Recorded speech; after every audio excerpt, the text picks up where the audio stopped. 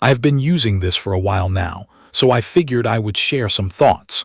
I have ridden it for regular errands, a commute that includes a couple of long hills, and some weekend rides on packed dirt and rough pavement. I also used it on a few night rides to see if the lights actually help in real traffic.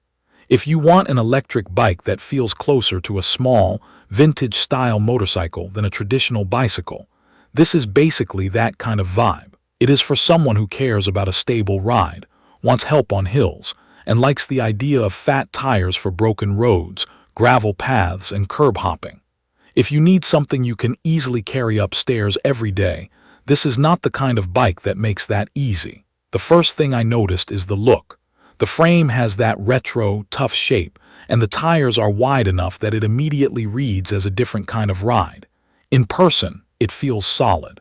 The aluminum frame does not feel flimsy, and nothing on mine felt loose or rattly once I tightened everything down after setup.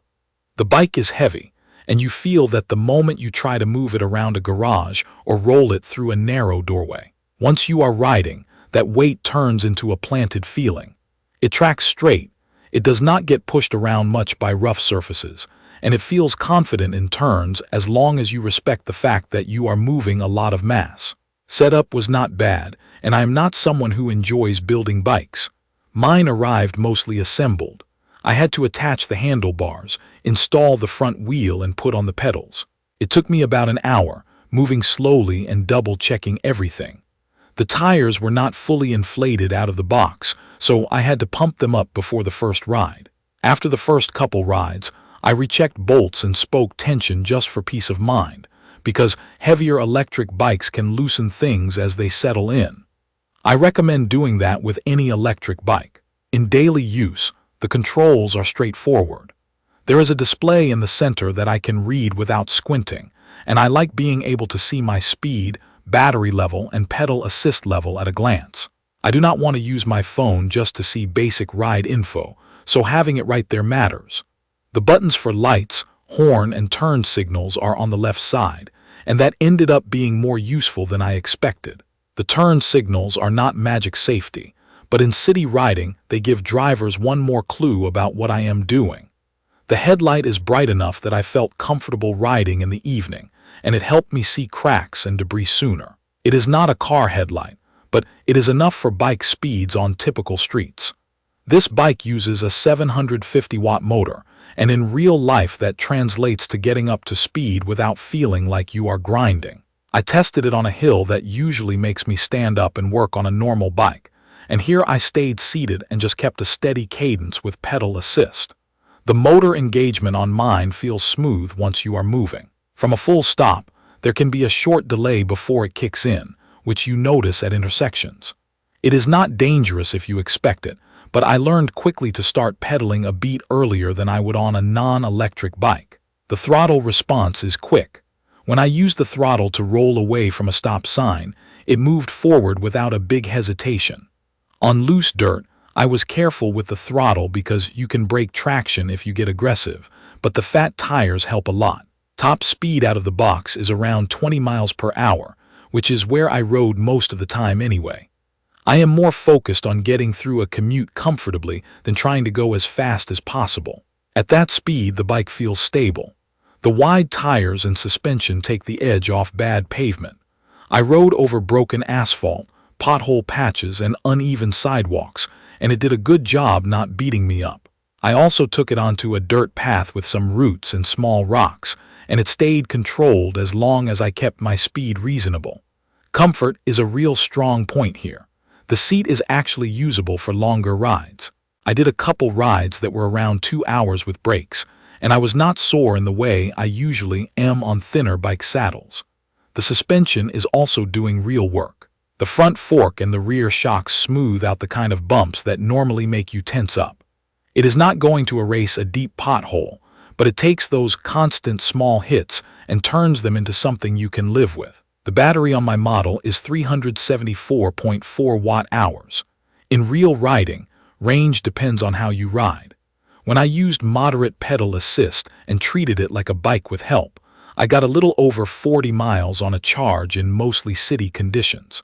When I used high assist and leaned on the throttle more, the range dropped a lot, closer to the kind of distance where you start planning your return trip. That is normal. If you are expecting one number to match every ride, it will not. Wind, hills, rider weight, tire pressure, and how often you stop and start all matter. Charging was simple. I plugged it in like any other device and it took a few hours to top off. I did like that I could top it up at work without making it a whole project. Braking is handled by mechanical disc brakes, not hydraulic. In practice, they worked fine for me, but they do require a little more hand effort than a strong hydraulic setup, and they benefit from adjustment as the pads wear. This bike weighs around 77 pounds, so you need to ride with that in mind. I left a little more stopping distance than I would on a lightweight bike, especially in wet conditions. On dry pavement, I was able to stop confidently, but I would still recommend practicing emergency stops somewhere safe, because the weight changes how it feels. One thing that is worth knowing is that it is a single speed bike. That makes it simple, and I like simple for commuting. The trade-off is that if you are pushing the top end, your pedaling can start to feel a little pointless, like your legs are spinning without adding much. For my riding, it was fine because I mostly used pedal assist to keep a steady pace and arrive less sweaty. On the tires, they have been tough. I rode over cracked pavement, gravel, and some debris I could not fully avoid. I did not get a flat during my testing.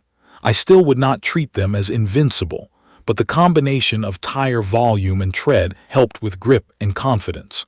Tire pressure matters a lot on fat tires, so I checked it more often than I would on a normal bike.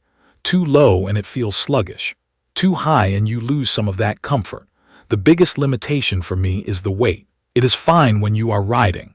It is annoying when you need to lift it, carry it, or fit it into tight storage. If your routine involves stairs, a small apartment hallway, or a flimsy bike rack, you should think that through. I also noticed that the pedal assist can feel slightly delayed at very low speed, and the mechanical brakes may need periodic tuning if you want the lever feel to stay consistent. Overall, my impression is that this is a comfortable, stable electric bike that fits people who want an easy ride for commuting, errands, and casual trails. It feels more like a small scooter in the way it holds the road, but you still get the option to pedal and control your effort. It has a few practical touches I ended up appreciating, like the turn signals and the readable display, and it has enough power to make hills and headwinds less of a chore. If you have been considering a fat tire electric bike because your roads are rough, you want extra stability, or you just want a relaxed ride that can handle a mix of surfaces, this one has made my daily rides easier and more comfortable, with a few trade-offs that mostly come down to the weight and the single-speed setup. If you found this video helpful, subscribe to the channel and leave a comment with your questions or your own experience with this bike. Thank you for watching.